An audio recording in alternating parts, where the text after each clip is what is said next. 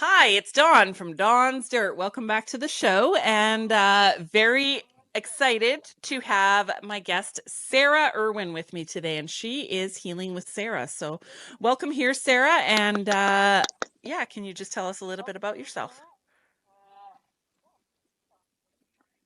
Yeah, thank you so much for having me on, Don. So my name's Sarah. I'm an intuitive healer in Ontario. I've been intuitive since the day I was born, and when I decided to what to do with my life, I chose to go into nursing. So I have over 10 years of nursing experience. I stepped out of that career though in 2019 to pursue medical intuition as well as energy work and do that full time. I also teach yoga courses, certifications, and I'm a co-founder for the School of Goddess Shamanism. So I'm wearing lots of hats these days, but I'm loving it. I love that I get to really make a living off of my passion and help so many people along the way, young and old. So from 3 months to 99, it's really beautiful to work with the whole spectrum of individuals on this planet. And not only on this planet as humans, but I the love nature it. I and love all it. Well, that thank surrounds you us so as much for well. being here today. So okay, I'm getting a refresher. We've chatted several times, but I forgot the fact that you were a medical nurse, and so you went from the conventional medical system to this more natural route. So, can you tell me about that? How'd that go? Well, that was one of those moments in life where you're like, I just don't align with this field of work anymore. For me, I was slowly building my own practice on the side. I knew that nursing was not going to be my retirement job, so to speak. I wasn't going to stay in it forever. I could feel it in my bones. It's just one of those feelings, you get when you're like, I don't know if this is for me anymore. And so slowly over time, I began to notice different things, whether it was vaccines. I was giving vaccines as a nurse, and I was noticing some side effects. I was noticing that nursing was no longer really about caring for the people.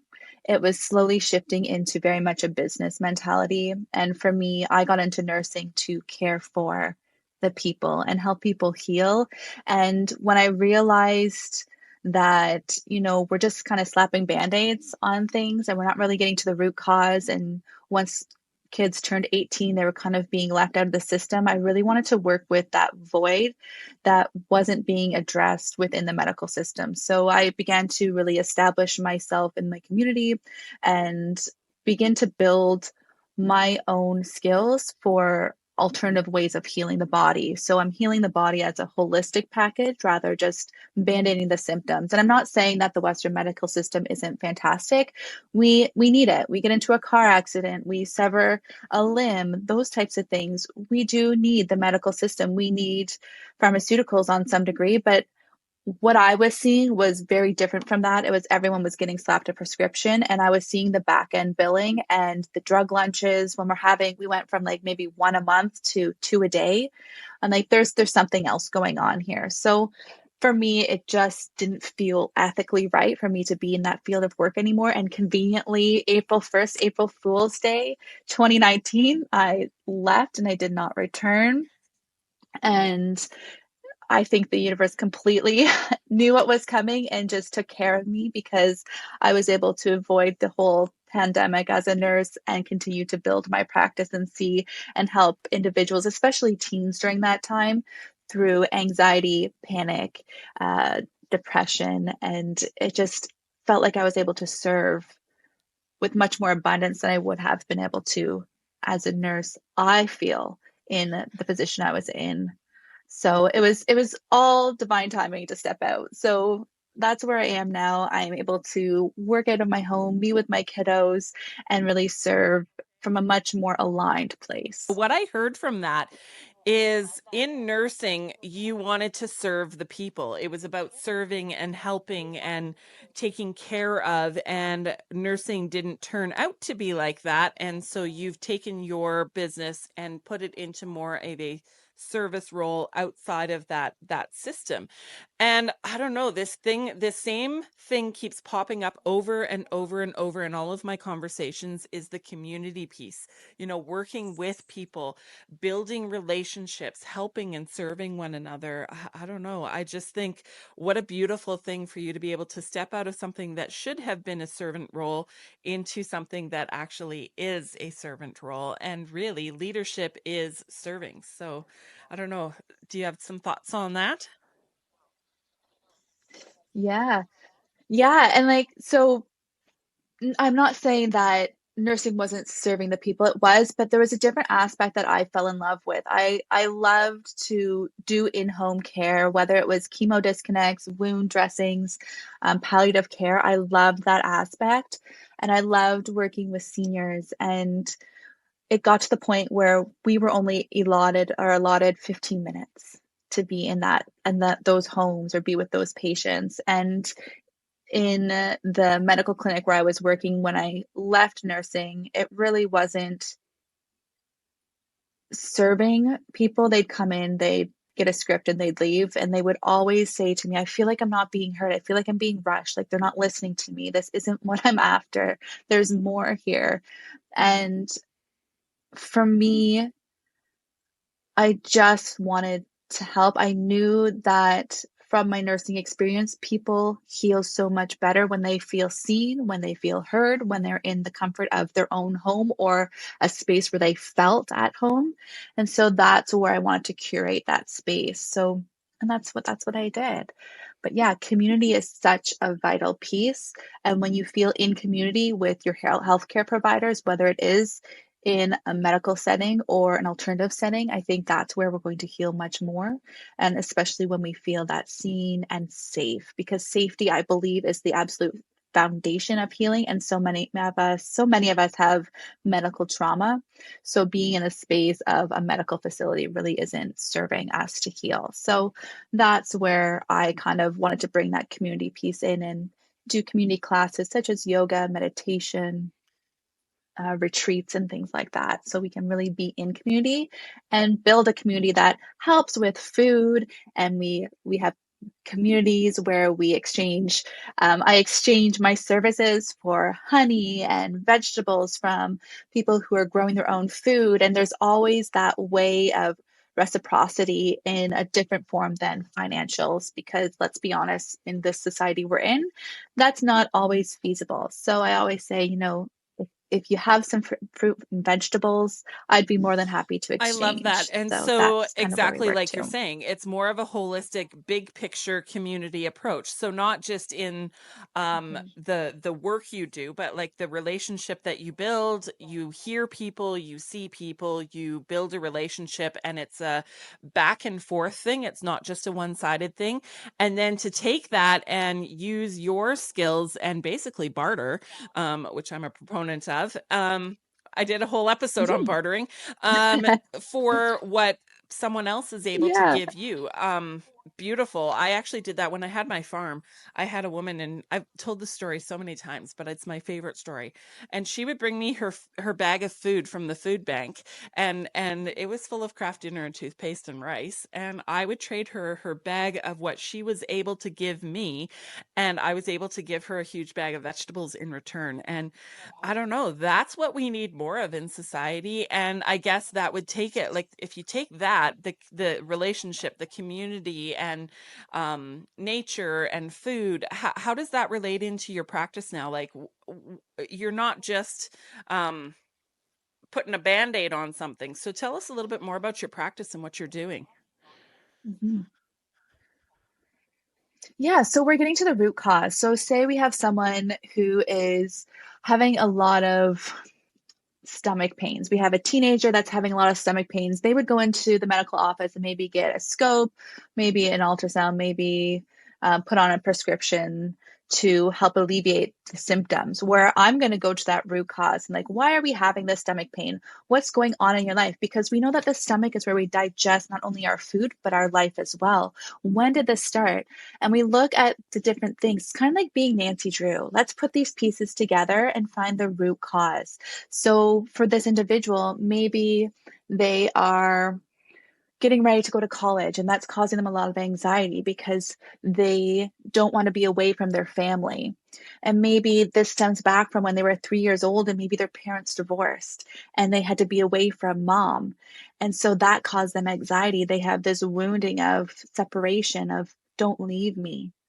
Right? So we would go back to that 3-year-old self and we would start to work with that wound and build and heal from there rather than slapping the band-aid on, giving them something like Pantaloc to alleviate the symptoms they're physically experiencing when it's really an emotional and mental symptom or actually diagnosis that we want to get into. And I'm not saying I diagnose, but in the sense of understanding, we're going to diagnose it as a emotional ailment that's causing a physical symptom. And all of our emotions carry a physical imprint. So if our emotions aren't moved through the body, they're going to show up as a physical ailment. So say that lower back pain, the lower back is where we hold our stability. So if we don't have the financial stability or the familial stability, if we're going through some things, we're going to get a lot of lower back pain.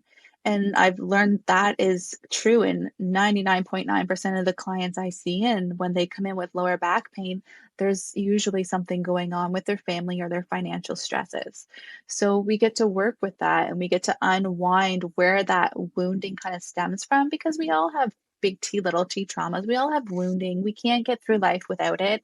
And not everyone's is the same, but it can feel substantial to someone and maybe not substantial to someone else. And that's, we don't want to compare. We want to really see what that person is seeing and honor that. And so we go in and we work with what's going on and we kind of open up the vault of vulnerability and dive in there and kind of begin to scoop it out and heal it and bring that compassion piece in. And for a lot of people, they've never made the correlation that curiosity piece is where is that coming from? They never made that correlation. So it's sometimes a really new thing to sit with. And it's an honor to be able to sit with and work through those things, both in emotional, physical, mental, energetic, spiritual level to be able to heal. And sometimes there's things that present in office, and I'm like, I really think that you actually need to go see a medical doctor. I had a lady in, a beautiful soul, in the other week who was having some ear pain, and we've moved through the energetic piece. And in my gut, I'm like, oh, I think this is something actually physiological. So I said, I think I'd really like you to go down to the audiologist and see what's going on because I think there's actually something else here. And she did. She went down that day and she texted me. She's like, oh my goodness, this is what's going on. Thank you so much. I'm not going to say that I'm the be all and end all. That alternative is the be all and end all. We have to be collaborative. So that's kind of I what we love do that. in my And that's the practice. thing. It feels like in society right now, the medical system is a band-aid. It doesn't look at the emotional, spiritual, the whole body picture. It just sees the symptoms. It sees the symptoms and it slaps a prescription or a pill. And I can see that actually in my own life. Back many years ago, I actually would lose my speech. I would stutter and I would slur my words and I would sound like I was having a stroke. And previous to that, I was having some panic attacks and anxiety. And the doctor's solution for that was to prescribe me some pills, which I don't love pills. Like I will take them if I need to, but I don't want to. And through my journey, through counseling and through, just different things in my life, I came to realize that it was stress that caused it. And eventually, in the first few years that it was all happening to me, I figured out that when I didn't have an emotional connection to my ex-husband, all of those symptoms went away. And that was like a Mhm. whoa. Okay, that's pretty big that I didn't stutter or slur my words when I didn't care about what was going on in my marriage. And that's when I asked for something more. And it was funny. It was one summer. I pulled away from him and I didn't stutter or slur my words all summer, not even once. And then we had a fight at the end of the summer and I sounded like I was having a stroke again. And I was like, whoa, that's really telling. And it just was this clue like, that's what the issue is. And when I separated from him, I actually didn't stutter and slur my words again until last fall when I had the stress of selling my farm. And so, yeah, stress and anxiety, or Mhm. different Mhm. physical things can show up in, or different mental things can show Yeah, up in a real physical way. So that's a little bit of my story. absolutely. Oh, and I love that. And what's interesting is the throat is where we speak our truth. So for you to lose your voice makes complete sense there. When you're asking for things, when you're speaking your truth, or when you're being silenced, when your desires, when your authenticity, when your persona, that aspect, every aspect of you is being silenced, when you can't be your authentic self because Oh, it's that's not accepted, fascinating. that's where we're going to have And that honestly, loss like of I voice. had people, Yeah, because I've had yeah. it so many times, I would physically sound like I was having a stroke. And people would say to me, I used to go to farmers markets and sell food Mhm, at a farmer's mhm. market, and I'd be stuttering, like talking really slowly, sounding like I was having a stroke. Mhm. And people would be like, "Are you okay?" And I'd say, "Yes, this is just stress and anxiety." I got to know that that's what it was, but people were honestly concerned that I was having a stroke. And the few times that I went into the hospital when the anxiety and when it was so bad, the nurses, that's the first thing they did was they were check me for a stroke because they thought that that's what was going on, but it wasn't. It was just my speech, and the stress affected my speech so bad. Yeah, it was crazy. Stress is a wild thing. Okay, so let's jump into some questions here. So, yeah, so because I was a farmer Yeah. and I grew vegetables and I love beef and I love anything farm to table. And I've been on your podcast and we talked a lot about food in your podcast. So let's jump right back into food in this one. So, Mhm, intuition and food. How can people use their mhm. intuition to make healthier food choices or connect more deeply with the food they eat? So the one thing I love is one, eating in silence because it's letting you tune into your body to see what it is that's actually making you feel good and what's actually, oh, I actually don't even want this. I just eat it and fill my face with it because it's convenient and it's fast. So the one thing I do, especially when I'm at Kripalu, we have silent breakfast. And so we have to eat with intention and we have to listen to our body. We have to feel the food. We have to connect with the food. So just noticing, one, being aware of what you're putting in your mouth. Number two, noticing how it makes your body feel. So for me, celery juice, when I have celery juice, it's like a warm blanket moves through my body. I can feel it's healing already. It's like I can feel the inflammation decreasing. But if I have something acidic, like too many tomatoes, then I love tomatoes, but my body, my stomach starts to churn and it's almost as if there's resistance there. It's like my whole body like it throws itself back. So that's my intuition saying, no, Sarah, you're done your tomatoes. One or two here is great, but to have like two tomato sandwiches in a day is too many. So it's like listening to your body, and even as you go through the supermarket, you can pick things up and just be like, how am I feeling? How does this feel? Is my body moving towards it saying yes, or is it Yeah. moving Oh, back away from it interesting. saying not today?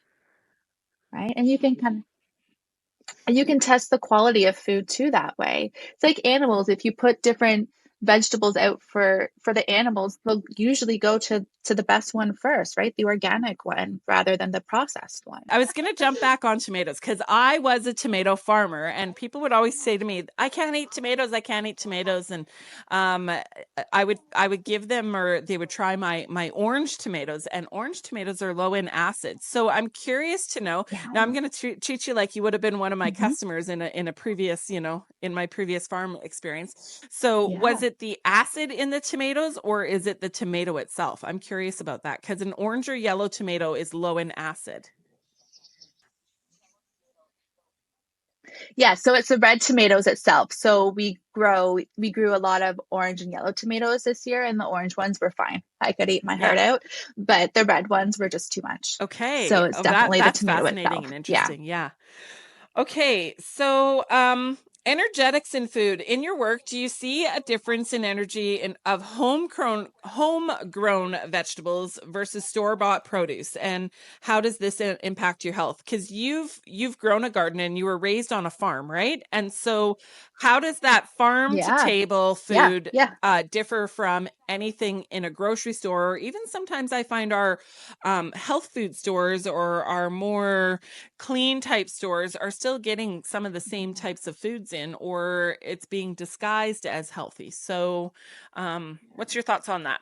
Yeah. So I think you can, for me, I can taste the process. I can almost taste the emotion of the animal too, which sounds really creepy, I'm sure. But for me, if I think meat, we were beef farmers. So for me, beef that was raised in a pasture where the farmer was loving to them, where they got to graze and just enjoy life, tastes much better than something that was forced to live in confinement and kind of bullied around and then slaughtered. To me, it's not even close, the difference. So when I'm looking at meat from the grocery store that's been sitting there for a long time, that's maybe been, I don't know, handled by a bunch of people and they're not loving their job, that energy all gets infused within the food. But if you have a farmer who's proud of their food, proud of the animals they raise and really loves what they're doing, that's going to be infused into the food. It's like that science experiment where they have two different plants and they talk negatively to one and they talk positively to the other. You can see the difference. It's very obvious which one has been spoken to and loved. Like the same goes for our food. I think we would be really dishonest with ourselves if we didn't acknowledge that how we treat our food, whether it's handling it in the grocery store or raising it, doesn't affect the taste and the quality. So that's kind of my thoughts on that. Definitely. And that's not even like you add in the chemicals and the processing and all those other things. That's adding on to it as well. But just like from the very root of the food itself, we're going to have two different variables here. We're going to have wonderfully tasting, loved food Yeah, and food that's just like blah.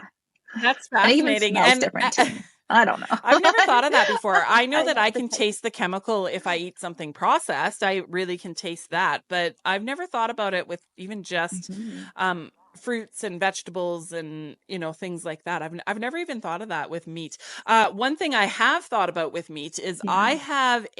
I've ate beef from a grocery store, and I've also ate beef that we had in the yard. And when we had a farm, we had cows on and off, and the best cow or the best beef was the one where the animal was in the field eating the grass, doing its thing, and had no idea that life Mm-hmm. ended and that it was being strung up onto the tractor. So like that Mm-hmm. that is the best beef where Yeah. they don't see it coming. Whereas when you take that's why I'm Mm-hmm. all pro on farm slaughter, because the animals don't know it. The stress level is totally different and it changes the meat. It changes No. and whereas, if in a grocery store, if in a traditional sense, and I'm pro farmer, I don't care who the farmer is, so I'm not blasting farmers at all, but in the traditional Mm-hmm.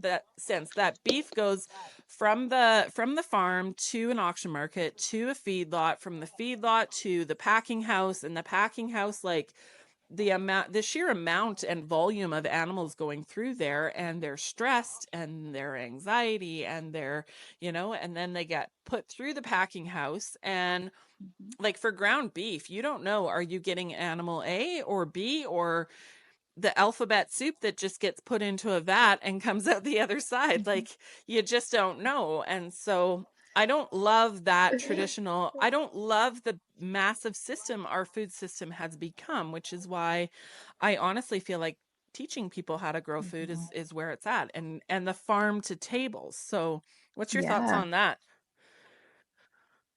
absolutely. I think the more food we can grow, the healthier we'll be, the happier we'll be. I think we're doing a service as well to the earth, right? When we can connect in the dirt and connect with the earth itself, we're not only growing food, but we're also grounding ourselves And in turn, we're going to have that cycle, that energy move through us, through the food, and we're clearing our own energetic system. So we're also clearing the food and the space and the land. And it's just this cycle that we go through. It's like when you tend to your land and you love your land and you nurture your land and you do what you need to do, you add the fertilizer, all the things, and you really get in there, I feel like you produce a better crop, right? And the same thing goes when we are doing that, when we're tending to and speaking with our plants or whatever we're doing, we're just having that meditative weed picking in our garden, right? We're still giving the presence of our energy, and that's going to feed into our food as well. It's like food that is grown by someone who just doesn't really care about it. It doesn't really produce a high yield, I find. I find that's not always the case in large scale farming, and that's there's always factors in there.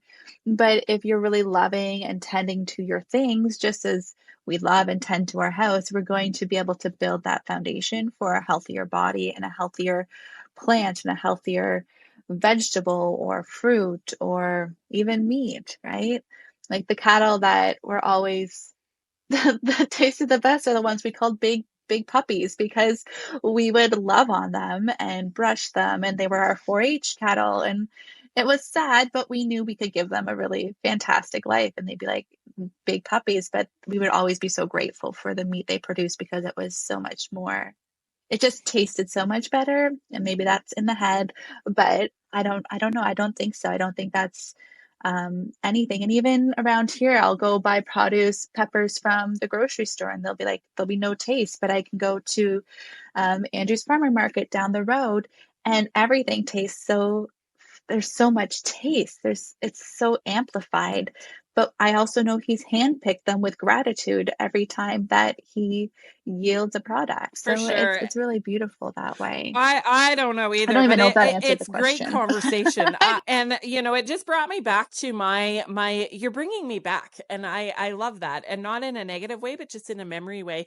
I had customers all the time. They would we'll bring it back to tomatoes again. They would say, I don't like tomatoes. And I said, well, I don't know if you've actually ate a tomato because they've only ever ate those grocery store tomatoes. And I know from being in the greenhouse industry since I was 5 years old that a lot of bigger greenhouses, and I'm not faulting them, but they will choose their tomato varieties based on shelf life. How long will it sit on a shelf for?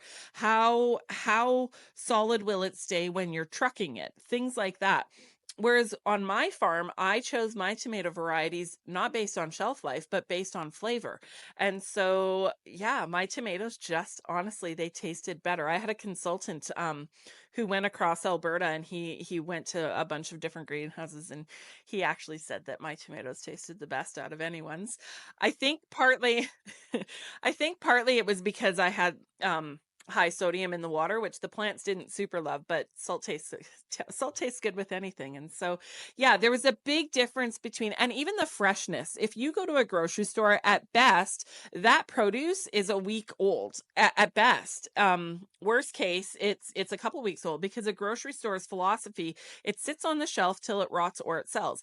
And when I had my farmers market, like when I went to a farmer's market, when I had my farm, I had a special little tagging system, and I knew when a certain tag was a different color the next week, I knew that that produce was a week old, and to me that was grocery store quality, not farmers market quality. And so it brought it back to with the relationship. I had a relationship with my customers, and so I was very proud of the produce that I had. One of the things I would say is, would you like to feel my peppers? They're very firm. And people would be like, and then they'd laugh. But it was truthful. My peppers were firm because they were fresh. They weren't squishy because they were old. And so it was just higher quality all the way around. And yeah, it was more than just a piece of food for someone. It was the relationship. It was the connection.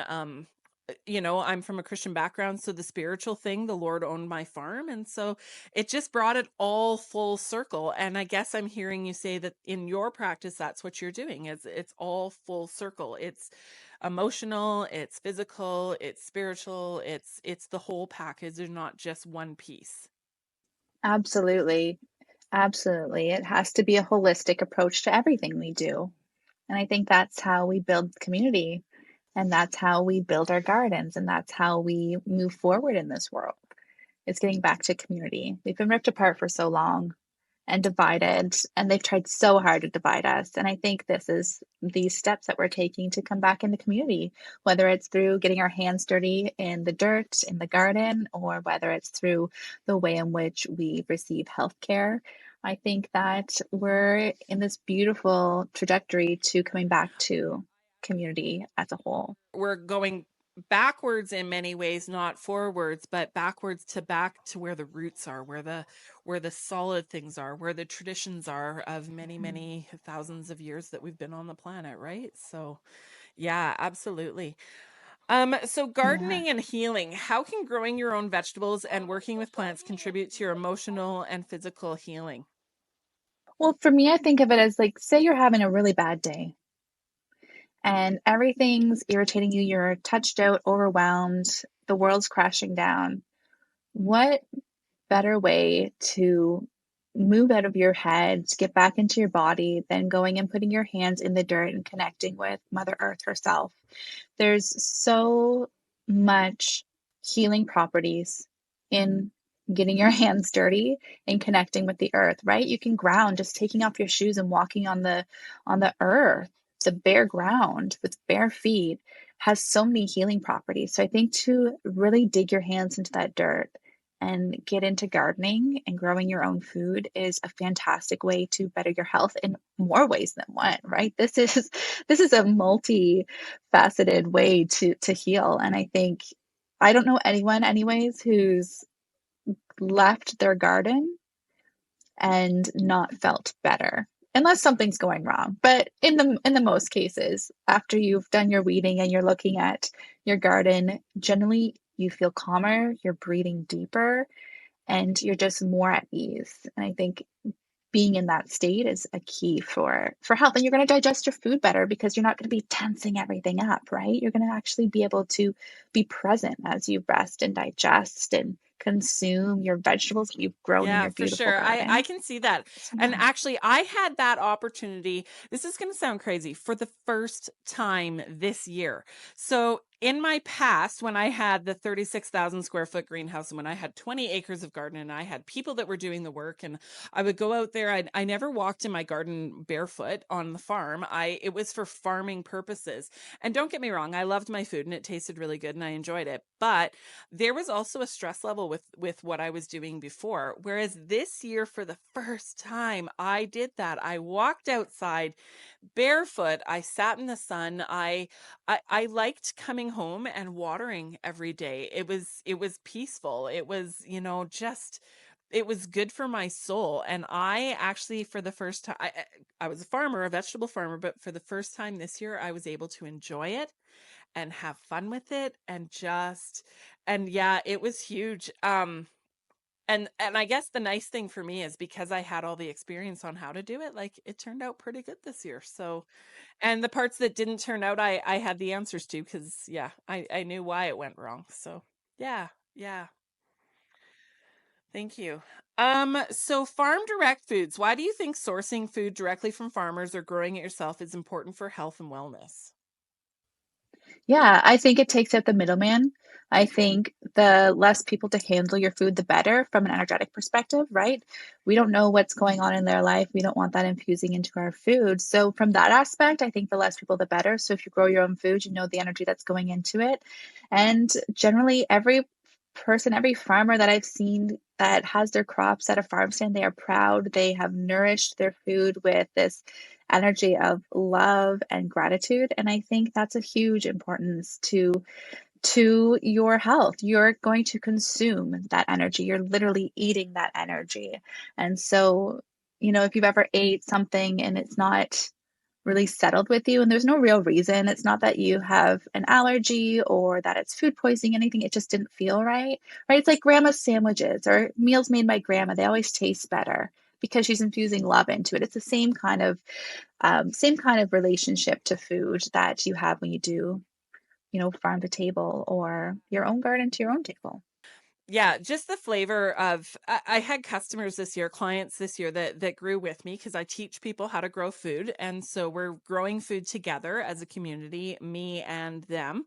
And I had customers or clients tell me that the carrots that they pulled out of the ground and their kids were so proud of them. And then they ate them and they were sweeter and they just tasted better. And you just hear that all the time when you're growing a garden. It's just and yeah, it's just bigger than just the food. It's bigger, spiritual, emotional, physical, all of it. Yeah. So if you're in a CSA program like or a farmer connection like that, how does that relationship play into the individual and collective healing? How do you put the farm to table into your healing practice? Ooh, that's a really great question. For me, I feel like around here we deliver to door with those programs. So it's almost like you get to check in, right? So if you're having a down day and you have someone come to your door with this nourishing basket of food, they're not just supplying you with nourishment, they're also supplying you with an exchange, an energetic exchange. So when we're in connection with someone else, we're oscillating at a certain frequency. And when we're meeting someone else that's in another frequency, we're going to begin to really vibrate at the same rhythm, right? So if they're feeling great and they're excited to hand you your produce and are grateful for your purchase and you're kind of down, you're going to begin to increase and elevate and rise to meet their vibration. So you're going to begin to rhythmically match their vibration together. So they're going to not only supply you with that nurturing food, that nourishment, but they're also going to elevate your energetic being as well. And in turn, as you leave that exchange, you're going to feel better about the day, about whatever it is you're going through. It's like giving someone a smile who might not be having a great day, and that smile changes everything. It's an energetic exchange. So when we're having those community connections, that person who's delivering and the person who is receiving is having a community and an energetic exchange. But also, what I've noticed within the program, especially around here, there seems to be this community form where everyone kind of sees the bag. They give out bags farm to table and they're like, oh, you get it too. And it starts communities, whether it's at the Monday market or just out getting whatever it may be. The bags just form community. They recognize each other and like, oh, we're doing that too. Have you tried this? Have you tried that? Have you seen their bone broth? It's restocked and things like that. So it just, I think we really underestimate the significance it actually plays in our community And you know as a what? whole. I can feel the tears actually welling up in my eyes because the relationship is so important. As I was walking through the having to sell my farm, which felt like my left arm was being ripped right off my body, because my farm was who I was, right? The thing that got me through selling my farm and even still gets me through today is the relationships. It was when I was telling people last fall about selling my farm, my customers would come to me and we would be standing there hugging and crying over this loss, and we grieved as a community. And even still, I'm still even now receiving messages from former customers saying, I miss you. I wish you were here. We miss, the exchange. It was so much more than trading vegetables for dollars. It was relationship and it was so deep, and I'm so grateful for that process. And now looking forward, because we can't just look backwards, we have to look forwards. I'm looking forward to building connections with people and building relationship and taking that on and forming new connections and new relationships around food in a different way where they can enjoy growing it for themselves in their own yards. And so, yeah, it's pretty beautiful. So just as we wrap up here, we'll do one more question here. Self-sufficiency, how does growing your own food align with the empowerment and sovereignty in terms of your health? Like, how important is it for you to be able to grow some of your own food? Mhm. I think it's super important. It gives you this sense of independence and the sense of confidence. So you're going to stand more in your being. You're going to have your shoulders back a little bit more. You're going to know that you are self reliant, that you can, if things go to crap, you can rely on yourself to do hard things, things that you might not have been able to do a year ago, right? It's always a learning process. And if you can just figure out how to do this, then what's to say you can't figure out how to grow this, this, and this, and this, right? It gives you that sense also of accomplishment. And when we're in this vibration, in this sense of feeling good about ourselves and feeling as though we have done something that supplies us with something we need, when we can be our own supplier, I think that's extremely powerful. It really gives us our power back, our sense of self back in a way too. And I think it's something people can't take away from you. You know, when you can do something and you see literally the fruit of your labor come come up and nourish you, no one can take that sensation away from you. Absolutely. And I think it also gives you that opportunity to extend those gifts and serve others. You can show someone. Someone might come to your house and see your garden and be like, "Hey, like, money's really tight for us. Can you maybe help me or show me?" Or like you can answer questions and you can help. And the one beautiful thing we have here is called a seed library. So the public libraries give away free seeds, and people write little tips and tricks to go with the seeds that are being sold and or not sold, but given away. And it's really fascinating to see. But yeah, that sense of self, I feel like, is an accomplishment, is something that when we can curate it ourselves and it's not external, that's going to make a I huge difference. I love Huge that. difference. And it just brings it back all into one nice neat little package over and over and over in all my conversations.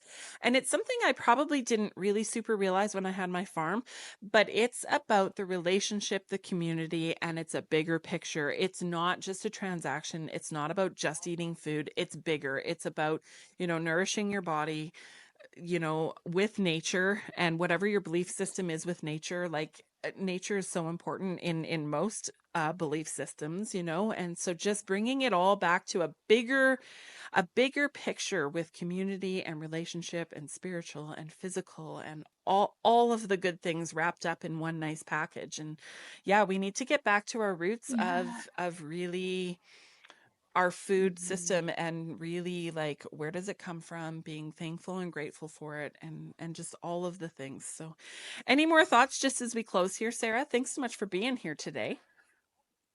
Oh, well, thank you. I love talking to you, Dawn. I'm always learning, and I love your energy and what you bring to the table and how you serve so many people in the community. And I'm so grateful that we've been able to connect for like the past year. I feel like we've been able to connect and weave in and out and talk about so many different things. So I just wanted to say how grateful I am for you and your community for kind of welcoming me in to the Dawnster crew. It feels like I just stepped my toes in, and it's so beautiful what you're doing. So please keep doing what you're doing. You are helping so many, and I love your content and everything you share. So thank you. And Thank you. thank Thank you, you. Thank Sarah. you. Really, I've Yeah. learned a whole lot from you just in the conversations we've had too. Learning about that it's not just food in your body and learning just so much about you. And so I think you're an amazing person. And I would encourage anyone that's listening to go and follow Mhm. you as well, Healing with Sarah, and with your content and your Yeah. coaching Mm. programs and things like that as well. So, where can people find you? Yeah. Yeah. So on Instagram, I'm at healing with period Sarah. There is two of us. I'm the one with the period in the handle. I'm on Facebook, the same handle, Healing with Sarah, and then I'm on TikTok and all the things. My website is www.healingwithsarah.ca. So you can reach out to me many different ways. I love to share on Instagram through my stories as well, what's going on, what the energy is, what's going on with the world and the earth, and little tips and tricks for getting through some tough I times and some love great it. I times love too. it. Thank you so much for being on the show today, Sarah. And Oh, yeah, you're really so appreciate this. welcome. And it was a really good Thank conversation. So thank you.